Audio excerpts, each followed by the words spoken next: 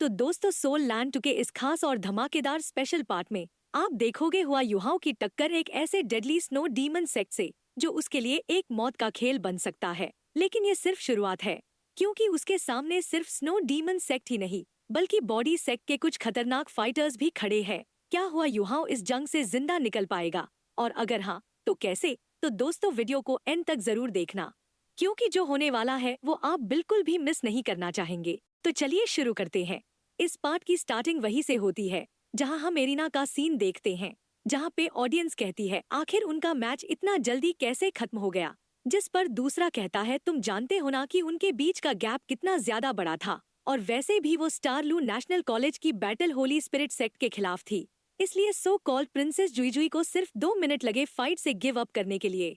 और वहाँ पर सच में देखने के लिए कुछ भी नहीं था। ये वाकई में काफी ज्यादा डिसअपॉइंटिंग था। और जो प्रिंसेस जुईजुई होती है ये खुश होते हुए मन में कहती है मैं सच में हमारे यंग जनरेशन के फ्यूचर को इस एरिना के अंदर दफन होते हुए नहीं देखना चाहती थी।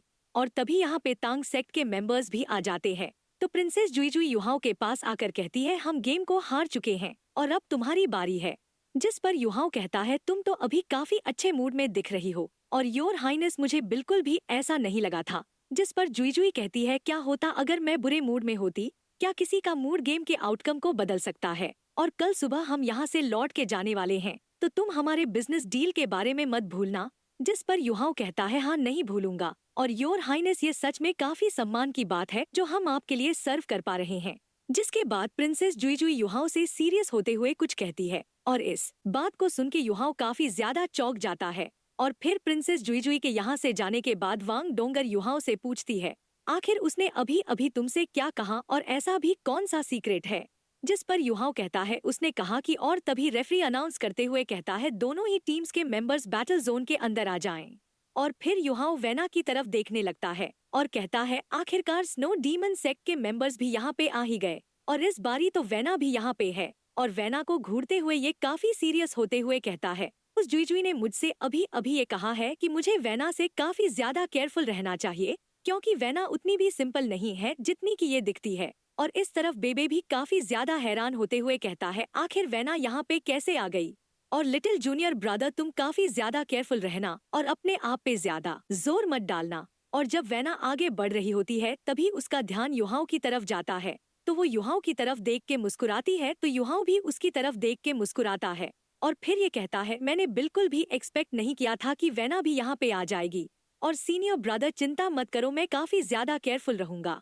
और फिर 10 मिनट बाद रेफरी अनाउंस करते हुए कहता है लास्ट गेम में 8 में से 4 कॉम्पिटिटर्स को चूज कर लिया गया है, और अभी battle snow demon sect versus Tang sect की है। और अब ये इंडिविजुअल एलिमिनेशन बैटल शुरू होने वाली है, तो प्लीज दोनों ही टीम्स अपने पहले कंटेस्टेंट को स्टेज पर भेज दें। और इस चीज को इन दोनों ही टीम्स के मेंबर्स सुन रहे होते हैं। और स्नो डीमन सेक्ट की तरफ से काफी खतरनाक सा बंदा आता है, जिसके हाथ पैर काफी ज्यादा मजबूत और लंबे चौड़े होते हैं। जबकि इस तरफ वांग डोंगर युहाओं को एरिना में ले आई होती है, और इस चीज को देख के रेफरी भी काफी हैरान होता है। और फिर डोंगर युहाओं को अरेना में छोड़ के चली जाती है। और जैसे ही युहाओं का जो अपोनेंट युहाओं को व्हीलचेयर के ऊपर देखता है तो ये काफी ज्यादा चौंक जाता है, और ये चौंकते हुए मन में कहता है क्या ये बंदा व्हीलचेयर पे है। जबकि ऑडियंस भी हैरान होते हुए कहती है क्या वांग डोंगर को नहीं भेजा और उसकी बजाय युहाओं को भेजा है। जबकि इस तरफ युहाओं का जो अपोनेंट होता है वो खुश होते हुए कहता है लगता है कि ये जो गेम है काफी ज्यादा आसान होने वाला है। जबकि इस तरफ वेना भी काफी हैरान होते हुए मन में कहती है आखिर तांग सेक्ट ने क्यों युहाओं को अपने फर्स्ट फाइटर के रूप में भेजा है। और फिर रेफरी कहता है चलो अब तुम दोनों ही एक दूसरे को अपने आप को इंट्रोड्यूस करवाओ। जिस पर युहाओं कहता है तांग सेक्ट हुआ युहाओं, तो इसका अपोनेंट कहता है कि स्नो डीमन सेक्ट वांग यानफैंग। और फिर रेफरी बैटल को शुरू कर देता है, और बैटल के शुरू होते ही ये जो यंग फिन होता है ये अपनी सारी सोल रिंग्स को रिलीज करते हुए काफी धमाकेदार शुरुआत करता है और काफी तेजी से युहाओं की तरफ बढ़ने लगता है। जबकि दूसरी तरफ युहाओं ने भी अपनी सारी सोल रिंग्स को रिलीज कर लिया होता है, और स्नो गर्ल को भी बाहर बुला लिया होता है। और बेबे बताता है कि युहाओं ने अपनी इमिटेशन सोल स्किल को एक्टिवेट कर लिया है, और जब ये यंग फैंग युहाओं के काफी करीब पहुंच जाता है तो ये काफी जोर से जमीन पे अपने दोनों हाथों को मार के काफी अजीब सी शॉक वेव्स को जनरेट करता है, जिसे देख के भी बेबे चौंक जाता है। और तभी ये जो बंदा होता है ये तुरंत ही वापस युहाओं के ऊपर अपने हाथों से अटैक कर देता है। और इसे इस तरीके से अटैक करता देख युहाओ तुरंत ही एक स्पिरिचुअल पंच इसके ऊपर कर देता है, जो कि काफी बड़ा होता है और ये इस बंदे के काफी जोर से हिट करता है। और इस क्लैश की वजह से ये बंदा और युहाओ इन दोनों को ही पीछे हटना पड़ता है। और इस क्लैश को देख के जो वैना होती है ये काफी हैरान होती है और ये मन में कहती है ये क्लेश तो डबल फिस्ट का एक इल्यूजनरी फिस्ट से हुआ है, तब भी ये जो यांग फैंग है ये इसके मुकाबले का नहीं है। और युहाओ जिन एबिलिटीज को इस्तेमाल कर रहा है और जो पहले करता था ये सेम बिल्कुल भी नहीं है। और ये तो एक control system attack type soul master था ना। और तभी ये बंदा वापस से किसी तरीके की स्किल को इस्तेमाल करता है और वापस से काफी खतरनाक तरीके से युहाओ के ऊपर अटैक कर देता है। और बेबे बताता है ये जो बंदा यांग फैंग है इसने अपनी फर्स्ट सोल स्किल को इस्तेमाल करना शुरू कर दिया है, जबकि इस तरफ युहाओ भी अपनी एबिलिटी को इस्तेमाल करना शुरू कर देता है, जिस वजह से इस बंदे को काफी अजीबोगरीब चीजें दिखने लगती है। और ये काफी ज्यादा हैरान होते हुए मन में कहता है आखिर क्यों ये सक्शन फोर्स की तरह दिख रहा है और मेरे मोमेंटम को इसके द्वारा इंटरप्ट कर दिया गया है। और तभी युहाओ ने एक और काफी जायंट स्पिरिचुअल हैंड से इस बंदे के ऊपर अटैक कर दिया होता है और ये पाम काफी तेजी से इस बंदे की तरफ बढ़ रहा होता है।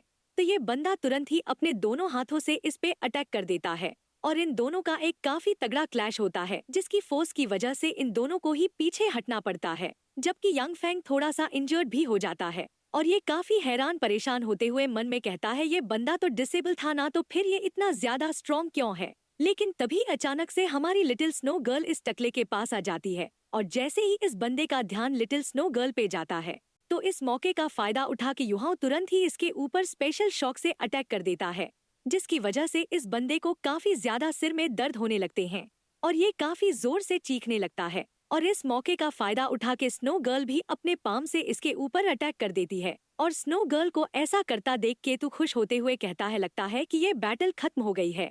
लेकिन तभी हम देखते हैं कि स्नो गर्ल का जो पाम होता है वो रुक जाता है, क्योंकि यांग फैंग ने एक इनविंसिबल शील्ड को एक्टिवेट कर लिया होता है और क्योंकि इसने इतने ज्यादा दर्द होने के बावजूद भी शील्ड को एक्टिवेट किया होता है, इस वजह से बेबे काफी ज्यादा चौंक जाता है और इस बंदे को इनविंसिबल शील्ड को इस्तेमाल करता देख युहाओ मुस्कुराते हुए कहता है ये बॉडी सेट तो सच में अपने नाम के काबिल है और इनके पास सच में काफी अच्छा बैटल एक्सपीरियंस है। हालांकि जहां तक मुझे याद कि ये लोग सोल टूल से काफी ज्यादा नफरत करते थे। और इतना कह के युहाओ तुरंत ही इसकी इनविंसिबल शील्ड के ऊपर डार्क गोल्डन सैवेज क्लो से अटैक कर देता है, जबकि दूसरी तरफ स्नो गर्ल ने एम्परर स्वॉर्ड से अटैक कर दिया होता है। और युहाओ और स्नो गर्ल के अटैक की वजह से ये जो इनविंसिबल शील्ड होती है ये काफी ज्यादा डैमेज हो जाती है। और इस चीज को देख के रेफरी काफी ज्यादा हैरान होता है और ये कहता है असल में सिर्फ इन 2 अटैक से ही इनविंसिबल शील्ड काफी ज्यादा डैमेज हो गई है और इसके ये अटैक तो वाकई में काफी टेरिफाइंग लेवल पे पहुंच गए हैं। जबकि इस तरफ यांग फैंग के सिर का जो दर्द होता है वो काफी ज्यादा कम हो गया होता है और ये तुरंत ही अपने दोनों हाथों को जोड़ के किसी तरीके की पावरफुल टेक्निक को इस्तेमाल करता है और ये इस स्किल को इस्तेमाल करके वाकई में काफी ज्यादा खतरनाक और टेरिफाइंग अटैक युहाओ की तरफ कर देता है। और इतनी ज्यादा खतरनाक एनर्जी बॉल को अपनी तरफ आते देख युहाओ तुरंत ही हवा में आ जाता है और इसे डॉज कर लेता है। और युहाओ को ऐसा करता देख इस बंदे के काफी तगड़े वाले होश उड़ जाते हैं और ये काफी ज्यादा चौंकते हुए कहता है क्या सच में वो व्हील चेयर भी यहाँ तक की उड़ सकती है। जिसके बाद ये अपने गुस्से पर काबू करते हुए मन में कहता है ऐसा दिखता है कि मैंने जो पहले इनविंसिबल शील्ड को इस्तेमाल किया था तो ऐसा लगता है कि उसने मेरी काफी ज्यादा सोल पावर को कंज्यूम कर लिया था और अब मेरे पास बस 60% से भी कम सोल पावर बची है और चलो बस सबसे पहले शांत होते हैं। लेकिन जैसे ही ये बंदा युहाओ की तरफ देखता है तो इसके और भी तगड़े होश उड़ जाते हैं, क्योंकि युहाओ इसके सामने ही मिल्क बोतल को कंज्यूम कर रहा होता है अपनी सोल पावर को रिकवर करने के लिए। और युहाओ को ऐसा करता देख इस बंदे को काफी ज्यादा गुस्सा आ जाता है और ये चिल्लाते हुए अपनी सोल पावर को रिलीज करते हुए कहता है लड़के तेरी हिम्मत कैसे हुई मेरे सामने अपनी सोल पावर को रिकवर करने की। और इतना कह के ये वापस अपनी सारी सोल रिंग्स को रिलीज कर देता है। जबकि एरिना के अंदर युहाओ की करतूतों को देख के बेबे हैरान होते हुए कहता है आखिर क्यों युहाओ बैटल के बीच में मिल्क बोतल को इस्तेमाल कर रहा है और वैसे भी रिकवर होने में काफी टाइम लगता है, तो इस तरीके से तो अपोनेंट को अपॉर्चुनिटी मिल जाएगी ना। जबकि इस तरफ ये जो यांग फैंग होता है ये गुस्से से कहता है बहुत हुआ और ये तुरंत ही अपनी पावर से एक काफी खतरनाक और पावरफुल स्पिरिचुअल हैंड को क्रिएट कर लेता है और इसे ऐसा करते देख जू तियारन खुश होते हुए कहता है मैंने तो सोचा था कि वो हमेशा के लिए ही छिपे रहने वाले हैं, लेकिन आखिरकार ये सामने आ ही गए। तो ये जो स्नो डीमन सेक्ट है तो यही सच में हेवन सोल एम्पायर है और जब जिंग होंगचन बॉडी सेक्ट को यहाँ पर देखता है तो इसके काफी तगड़े वाले होश उड़ जाते हैं, क्योंकि इसके जो पुराने जख्म थे वो ताजा हो गए होते हैं। और ये मन में कहता है ये वही दोषी है जिनकी वजह से वर्चस होल को काफी ज्यादा शर्मिंदगी को उठाना पड़ा था। जबकि इस तरफ युहाओं इसे इस तरीके से मूव करता देख खुश हो रहा होता है। जिसके बाद हम देखते हैं ये जो यांग फेंग होता है ये ब्रॉन्ज लेवल की सोल बॉडी को इस्तेमाल करता है और इसकी मदद से ये युहाओं के ऊपर 2 बड़े जायंट स्पिरिचुअल हैंड से अटैक कर देता है। जिसके बाद हम युहाओं के पास्ट का सीन देखते हैं, जहां पर मुलाव युहाओं से कह रहे होते हैं कि युहाओं आज मैं तुम्हें बताऊंगा कि आखिर क्यों बॉडी मार्शल सोल इतनी ज्यादा पावरफुल क्यों है। हमारी जो मार्शल सोल होती है वो सभी की 6 साल की उम्र में अवेक हो जाती है और हमारी बॉडी के अंदर हमारी मार्शल सोल के ट्रेसेस होते हैं। और अगर हमारे पास इनफ सोल पावर होती है तो फिर हम प्रैक्टिस कर सकते हैं। और जो मार्शल सोल की सेकंड अवेकनिंग होती है वो मार्शल सोल के इवोल्यूशन को दर्शाती है। और तुम्हें ये पक का क्लियर याद रखना है कि जो बॉडी मार्शल सोल होती है उसकी सेकंड अवेकनिंग के चांसेस काफी ज्यादा हाई होते हैं और बॉडी सेक्ट इसे 4 लेवल्स में बांटता है। और जब सेकंड अवेकनिंग कंप्लीट हो जाती है और इसके पीछे करीब करीब हर दम मार्शल सोल से लाइट और शैडो कंडेंस होती रहती है। और सेकंड अवेकनिंग के बाद जो लाइट एंड शैडो के कलर होते हैं वो एक काफी इम्पोर्टेंट बेसिस होता है। इसकी इफेक्ट्स को डिफरेंशिएबल कलर के साथ मेटलिक क्लस्टर हो तो उसे ब्लैक आयरन अवेकनिंग के सेकंड ग्रेड के रूप में जाना जाता है। और इस अवेकनिंग के बाद उसकी जो मार्शल सोल कॉम्बैट पावर होती है वो 30% से ज्यादा बढ़ जाती है। और अगर ब्रॉन्ज लस्टर होता है तो उसे ब्रॉन्ज लेवल की अवेकनिंग मानी जाती है। और इससे जो मार्शल सोल कॉम्बैट पावर जो होती है वो 60% तक बढ़ जाती है। और इससे भी जो कहीं ज्यादा पावरफुल है वो सिल्वर लेवल अवेकनिंग है, जो कि काफी ज्यादा रेयर होती है। और इसकी जो कॉम्बैट पावर है वो 100% से बढ़ जाती है। और मेन बॉडी मार्शल सोल की सेकंड अवेकनिंग के अंदर जो सबसे डरावनी और रेयरेस्ट चीज है वो गोल्ड लेवल की सेकंड अवेकनिंग है। और बॉडी मार्शल सोल के पीछे जो लाइट एंड शैडो होती है वो गोल्डन होती है। और कभी अगर तुम्हारा सामना किसी ऐसे सोल मास्टर से होता है तो कोशिश करना कि तुम उससे डायरेक्ट फाइट ना करो, क्योंकि जब वो अपनी मार्शल सोल की सेकंड अवेकनिंग को परफॉर्म करते हैं तो उनकी जो अटैक पावर है वो ओरिजिनली 3 गुना बढ़ जाती है और वो लोग काफी ज्यादा स्ट्रांग हो जाते हैं। और इनकी सेकंड अवेकनिंग की यूनिकनेस की वजह से बॉडी सेक्ट ने कभी भी सोल टूल डेवलपमेंट को सीरियसली नहीं लिया। और जब फ्यूचर में तुम्हारी मुलाकात उनसे होगी तब तुम उनसे काफी केयरफुल रहना। और मुलाव की इन सारी बातों को याद करने के बाद युहाओ यांग फेंग की तरफ देखते हुए कहता है, ऐसा दिखता है कि जो यांग फेंग की सेकंड अवेकनिंग है वो ब्रॉन्ज लेवल की है। और यांग फेंग को ऐसे खुलेआम अटैक करता देख युहाओ मुंह बनाते हुए कहता है, क्या तुम्हें सच में अपनी आइडेंटिटी को और ज्यादा छिपाने की जरूरत नहीं है। और तभी यांग फेंग युहाओ के ऊपर अपनी पावर से अटैक करने लगता है। और इस चीज को देखकर रेफरी भी काफी हैरान होते हुए कहता है, एरिना के ग्राउंड के ऊपर कितना ज्यादा प्रेशर पड़ने लगा है। और तभी यांग फेंग युहाओ के ऊपर अपने हाथों से अटैक करते हुए चिल्लाते हुए कहता है, मेरे पास बॉडी सोल के साथ साथ सोल एम्परर की कल्टीवेशन है और तो और मुझे सेकंड अवेकनिंग से काफी पावरफुल कॉम्बैट पावर मिली है और ये संभव नहीं हो सकता है तुम इसे रोक सको। जबकि इस तरफ युहाओ मुस्कुरा रहा होता है और इस चीज को देख के यांग फेंग और भी ज्यादा चौंक जाता है और ये कहता है, आखिर क्यों तुम अभी भी स्माइल कर रहे हो। और तभी हम यांग फेंग के पास किसी तरीके की डार्क रे को देखते हैं जिसकी वजह से इसे काफी अजीब सा लगने लगता है। और जैसे ही ये अपने आप को संभाल के सामने देखता है तो पाता है कि इसके जो ये 2 पाम अटैक्स थे वो इसी की तरफ आ रहे होते हैं। और इस चीज को देख के ये काफी ज्यादा चौंक जाता है और ये चिल्लाते हुए कहता है, आखिर मैं कैसे अपने खुद के अटैक के साथ डील कर सकता हूँ। और हम देखते हैं युहाओ हवा में आ गया होता है और ऐसा इसलिए हुआ क्योंकि युहाओ ने जू सांसी की पावर को इस्तेमाल करके अपनी और उसकी पोजीशन को चेंज कर लिया है। जबकि इस तरफ यांग फेंग अपने ही अटैक्स को अपनी तरफ आते हुए देखता है तो इसकी काफी गंदी वाली फट जाती है और ये चिल्लाते हुए कहता है, नहीं रुक जाओ, इसे रोको, मैं हार मानता हूँ।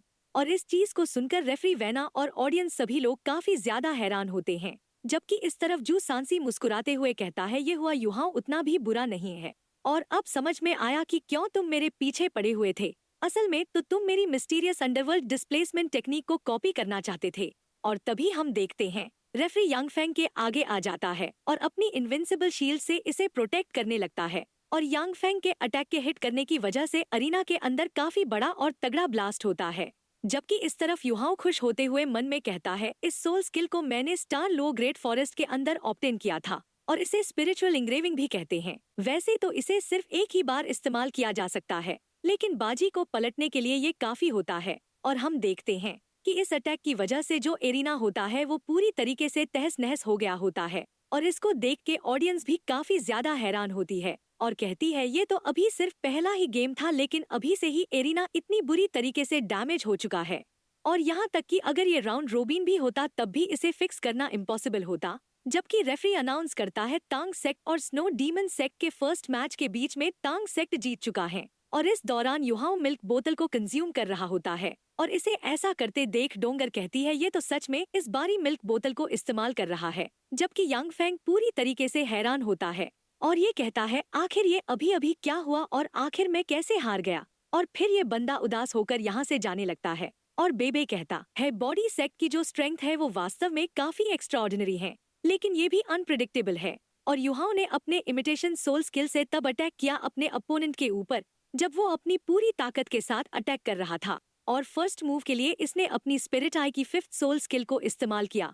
युहाओ तुम सच में काफी अमेजिंग हो। जबकि इस तरफ वैना थोड़ी सी गुस्सा हो गई होती है और ये किसी की तरफ इशारा करती है और फिर रेफरी अरेना के अंदर कहता है दोनों ही पार्टीज अपने आप को इंट्रोड्यूस करवाएं, जिस पर युहाओ का अपोनेंट कहता है स्नो डीमन सेक्ट चैनलू। और जब चैनलू और ये एक दूसरे को देख रहे होते हैं तो वांग डोंगर गुस्से से चिल्लाते हुए कहती है आखिर उस बंदे की नजरें ऐसी क्यों है और इस वजह से मुझे सच में काफी ज्यादा गुस्सा आ रहा है। जिस पर बेबे इसे शांत करते हुए कहता है वो तो बस ऐसा ही दिखता है। और तभी एरिना के अंदर रेफरी बैटल को शुरू कर देता है।